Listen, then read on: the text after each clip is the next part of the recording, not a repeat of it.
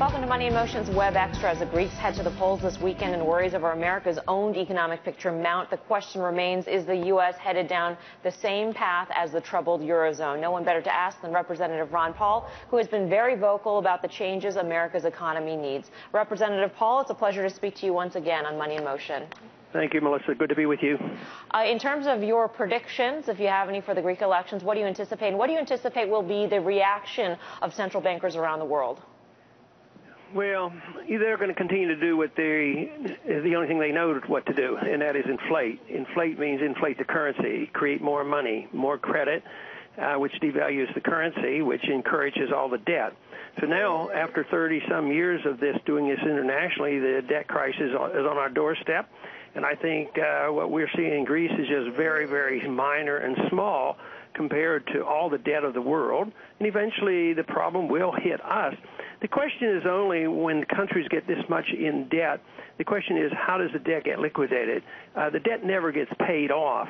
And right now the struggle in Europe is will there be liquidation of debt where Greece won't pay their bills and they're not capable of doing it, so they have to get a bailout and the richer countries have to try to help, or a stronger currency.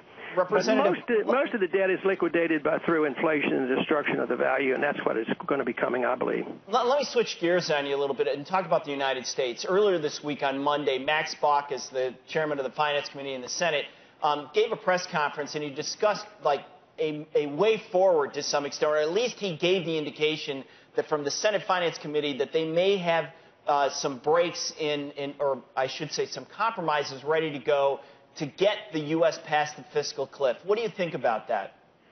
I don't know the details of that, but I wouldn't be very optimistic about it because from my viewpoint of having watched Congress for a long time and hearing this discussion on the Financial Service Committee and looking how Congress works, I think that there's way too much. People say, well, if they just could get together, they could solve the problem. And I see it differently. I see that there's too much cooperation by the leadership on both parties, although that you never hear about it, because right now they're working strongly behind scenes to make sure sequestration doesn't go into effect. Those people who pushed it through last year to raise the debt limit, now the Democrats and Republican leaders are just really, really determined not to cut a nickel out of the military and actually increase it. So there is no determination to cut. I think he's probably very sincere, and there are a lot of sincere people there, but the momentum is so great that the spending will continue and the exponential growth of debt will continue, and then there will be a day of reckoning and the debt will have to be liquidated. And Bernanke is working very, very hard to liquidate debt through the inflationary process. And quite frankly, there's a lot more inflation out there than our recent statistic indicated. And people are getting poorer. They don't have enough money, and prices are going up. So the liquidation of debt is ongoing. But one of these days it'll get much more severe, and everybody will know about it.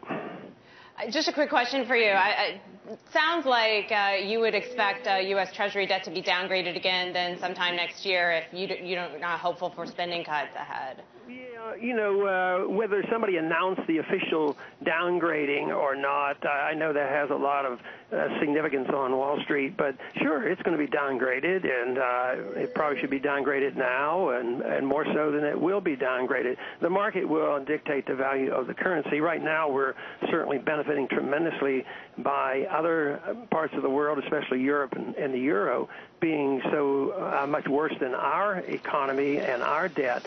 But there will be more downgrades. There will be official, and they'll pretend that they're taking care of it. But until the American people decide that we really have to cut spending, and that's the big argument in Greece, is there going to be austerity, or is there going to be bailout? I don't think there will be austerity over there nor here. There will always be bailouts, and there will always be the creation of money and credit, because our Federal Reserve, because we still have a dollar that people will accept, our Federal Reserve stands ready to use currency swaps. They've been involved before, and they'll be involved again, and they've assured the world that they will be there if needed. Right. Representative Paul, always good to get your viewpoint on things. Ron Paul joining us tonight. And that is tonight's Money in Motion 101 Web Extra. Be sure to catch more Money in Motion Friday nights at 5:30 p.m. Eastern Time, only on CNBC.